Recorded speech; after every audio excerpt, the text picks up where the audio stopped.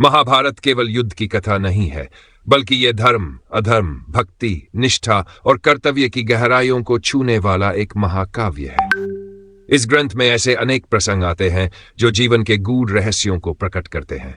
ऐसा ही एक मार्मिक प्रसंग है कर्ण और श्री कृष्ण का संवाद। यह संवाद केवल एक वार्तालाप नहीं था, बल्कि यह धर्म और निष्ठा की कसौटी थी। कुरुक्षेत्र का युद्ध बस शुरू ही होने वाला था। दोनों पक्ष अपनी तैयारियों में लगे थे। श्री कृष्ण अर्जुन के सारथी बनने का निश्चय कर चुके थे, लेकिन युद्ध के पहले उन्होंने कर्ण से भेंट करने का निर्णय लिया। वे एक शांत दोपहर में रथ पर सवार होकर कर्ण से मिलने अंगदेश पहुंचे। कर्ण अपने महल में था जब उसे सूचना मिली कि स्वयं द्वारकाधीश श्री कृष्ण उससे मिलने आए हैं। कर्ण आदरपूर्वक दौड़कर उनके स्वागत के लिए गया और उन्हें प्रणाम किया। श्री कृष्ण मुस्कुराए और बोले, कर्ण, तुम कुंती के पुत्र हो, पांडवों के ज्येष्ठ भ्राता। तुमसे बड़ा कोई वीर नहीं, कोई दानी नहीं। मैं चाहता हूं कि तुम सत्य को स्वीकार करो और धर्म के मार्ग पर चलो। कर्ण श्री कृष्ण के इन वचनों से स्तब्ध रह गया। उसने पूछा, हे माधव, आप क्या कहना चाहते हैं? श्री कृष्ण ने आगे कहा, कर्ण, यह सत्य है कि तुम सूत पुत्र नहीं, बल्कि कुंती और सूर्य के पुत्र हो। तुम धर्मराज युधिष्ठिर से भी बड़े हो और राज्य के असली उत्तराधिकारी हो। मैं तुम्हें यह अवसर देने आया हूं कि तुम पांडवों के साथ जुट जाओ। युधिष्ठिर तुम्हें राजा बनाएंगे। भीम, अर्जुन, नकुल और सहदेव तुम्हें बड़े भाई के रूप में स्वीकार करेंगे।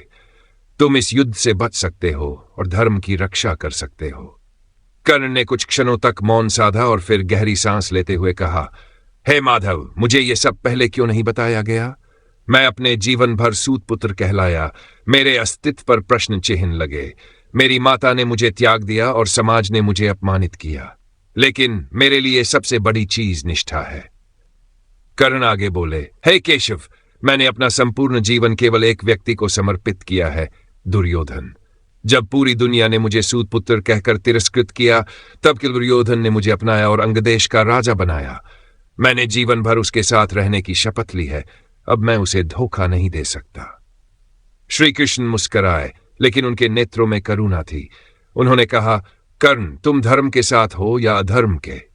कर्ण ने उत्तर दिया, मुझे नहीं पता माधव।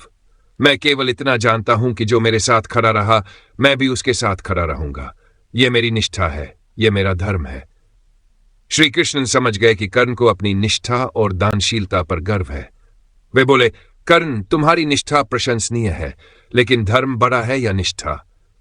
कर्ण ने सिर झुकाया और उत्तर दिया, मेरा हृदय कहता है कि धर्म बड़ा है, लेकिन मेरा कर्तव्य कहता है कि मुझे अपनी निष्ठा निभानी चाहिए।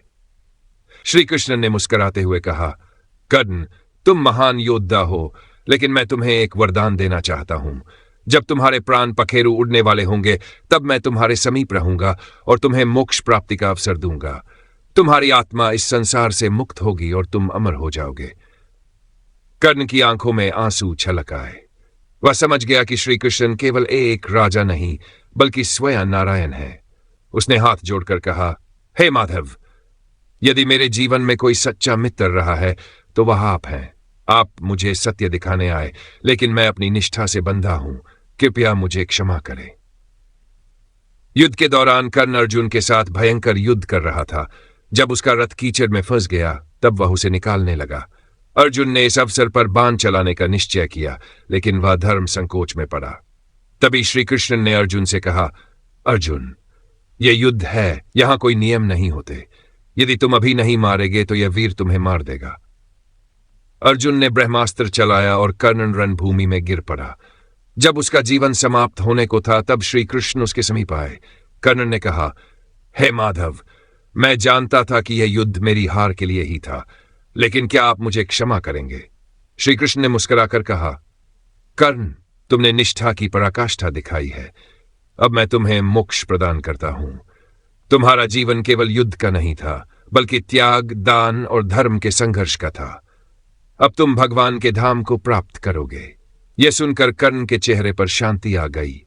उसने अपने प्राण त्याग दिए और उसके शरीर से एक दिव्य प्रकाश निकलकर आकाश में विलीन हो गया। कर्ण और श्री कृष्ण का यह संवाद हमें सिखाता है कि निष्ठा और धर्म में सदैव संघर्ष रहता है। कर्ण ने निष्ठा को चुना, लेकिन श्री कृष्ण ने उसे मोक्ष देकर यह दिखाया कि धर्म ही अंतिम सत्य है। कर्णन की कथा त्याग, दान, निष्ठा और वीरता की एक अनमोल गाथा है। वह जीवन भर संघर्ष करता रहा, लेकिन अंत में उसे श्री कृष्ण का आशीर्वाद प्राप्त हुआ।